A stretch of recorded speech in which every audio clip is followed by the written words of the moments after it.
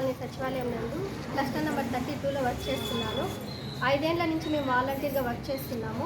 మాకు ఎటువంటి ఇష్టం లేకుండా బలవంతంగా మా దగ్గర రాజీనామాలు చేయించారు.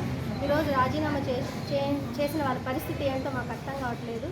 దయచేసి మాకు ఈ జాబ్ మళ్ళీ ఇప్పించవలసిందిగా పెద్దలను కోరుకుంటున్నాను. అందరికీ నమస్కారం అండి. నేను పీలేరులో మన జేకే కాలనీ ఏదైతే సచివాలయంలో అందులో క్లస్టర్ నెంబర్ 12లో నేను వర్క్ చేస్తున్నాను. కడుగాల స్ట్రీట్లో. గత 5 సంవత్సరాలుగా ఏదైతే నేను క్లస్టర్ వారీగా నేను వాలంటరీ సేవలు అనేది ప్రజలకు వారధిగా, గవర్నమెంట్కి వారధిగా నేను సేవలు నిర్వహిస్తున్నాను. ఇందులో భాగంగా గత ప్రభుత్వం ఏదైతే ఉందో అందులో మాకు తీవ్ర ఒత్తిడికి లోబరిచి మమ్మల్ని కావాల్సిందిగా మా బలవంతం లేకుండా, మా ఇష్టపూర్వకంగా లేకుండా మమ్మల్ని ఏదైతే ఉన్నాయో మా విధుల నుంచి వాళ్ళు అనేది రాజీనామా చేయించారు.